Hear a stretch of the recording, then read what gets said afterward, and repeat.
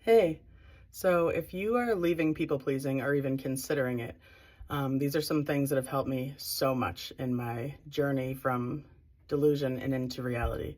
Well, first, it's helpful for me to think of people pleasing as a frequency of unwillingness, and the opposite of that as willingness, which is truth. Emotional accountability, openness, and unwillingness takes us into the illusion of people pleasing that tells us we should be self abandoning at all costs just to make other people feel comfortable.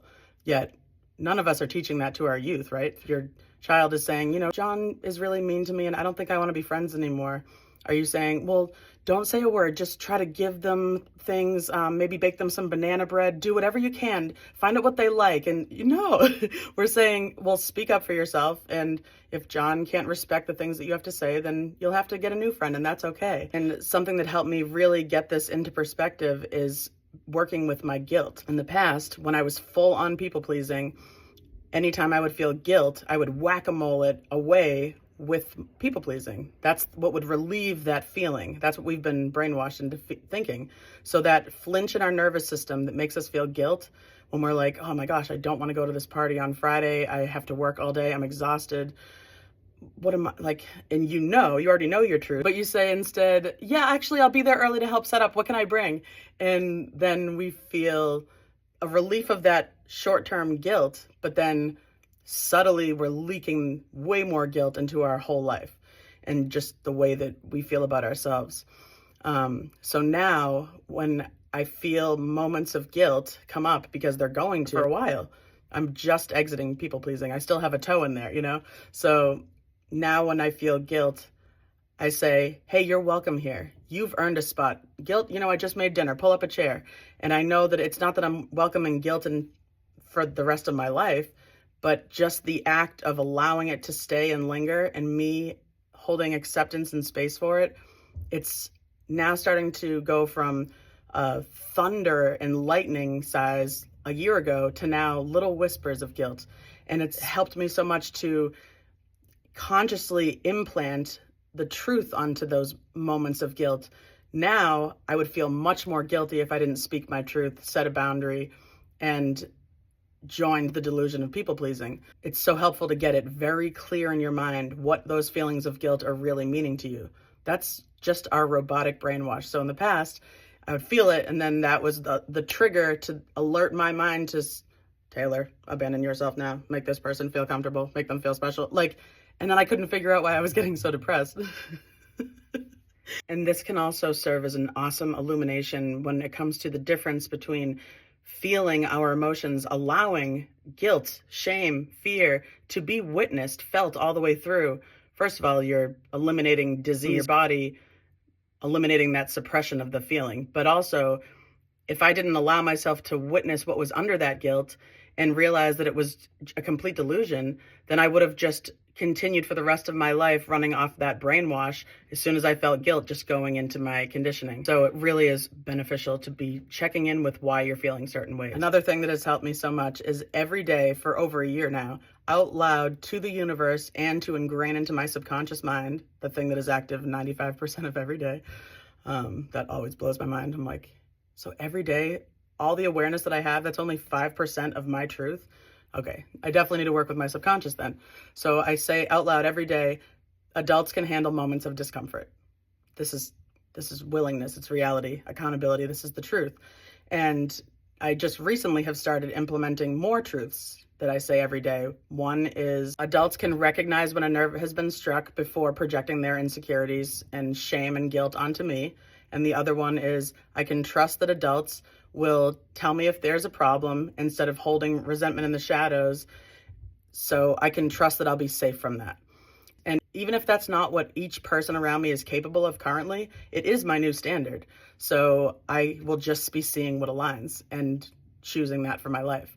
And also, it helps me to stay in reality by ingraining my mind with the truth. So then when a person is guilt tripping me for not conforming to our delusion of self-abandonment and making them feel comfortable, I now can just see that they're letting me know that they're not willing to come into reality because of shame, guilt, or fear. And I don't have to take that personally. I can just say, totally, I can understand that. And I don't try any longer to help a person come into reality. I realized that the only reason I was ever doing that was to avoid feeling guilt in the future for the absence of a family member, friend, as if it were all on my shoulders to help them treat me with respect. No. Now, if I'm trying to set a boundary with someone and illuminate some way that they're letting me down or affecting my life in a toxic way, and they get really uncomfortable, I no longer am looking at that through willingness and reality only. If I were doing that, then I would hear them saying, hey, you're not worth consideration. You're worthless. You're trash, Now I just hold space and empathize with that person and acknowledge that it's a person saying, I'm really afraid right now. I don't want to experience fear, shame, or guilt. I need to run into this cave and hide in the dark. And I no longer am waiting outside the cave to help them see the light. No, I already left. So, and it's all with love, and it improved my health, my mentality. Like, it's so crazy when we're so confused because people aren't meeting us where we need to be met. All we have to do is live our truth and then see what aligns. It's really that simple. It's crazy. I will say that the coolest thing taking place right now in my reality is the ability to converse with people that I used to clash between willingness and unwillingness with for decades. And then now they've come into reality. So we get to talk about how their old eyes would have seen the conversations that we're having now. It is mind-blowing. It's so cool. And the biggest thing I've realized is forcing reality to feel like you've been respected and heard is never going to work when someone is dropped into unwillingness. They've already signed documents and stamped, I am committed to not understanding this person to keep myself safe. That's all. That's not even real rejection. So I no longer try to force reality. I understand that I'm staying in willingness and truth, and I am only moving towards what aligns with love.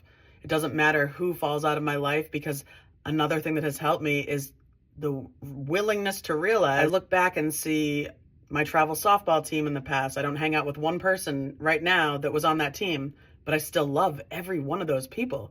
So I really am able to hold the fact that I don't need to have anyone in my life now, 20 years from now, and I can still love them so deeply.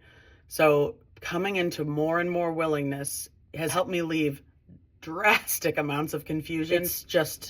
It will change your life when you start to really work with what guilt is really meaning to you, and starting to witness the difference between the illusion that we've been used to and reality, the one that you are aware of because you're teaching it to your youth every day, and you deserve to be hearing those exact same things.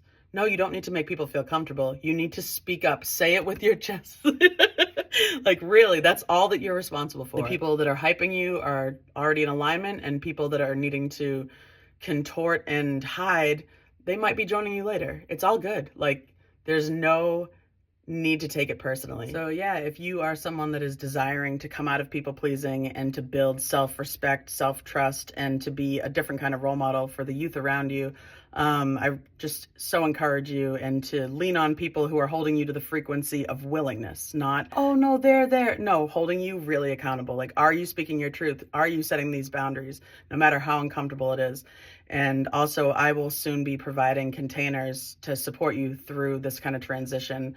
I really wish that I had utilized support more so, because it can be really difficult to even just sit with the idea that you've been in an illusion for so long. It can be very beneficial to be encouraged and held and witnessed in that space, just accepted as you are with whatever's coming up for you. Yeah, I'm hyping you from afar, even if I don't even know you. And just know that if everyone around you is reflecting that they're disappointed in this healthy new shift that you're creating, you have at least one person that's hyping you. And I'm so excited for what you're going to see when you get past the big feelings of guilt and then start to see them get smaller and smaller, because pride is going to be outweighing it, because you know you're finally honoring your truth. And while it's anything but easy, it is so worth it, and you deserve all of it. I'm excited just thinking about it for you. But anyways, have an awesome rest of your day, and sending you love.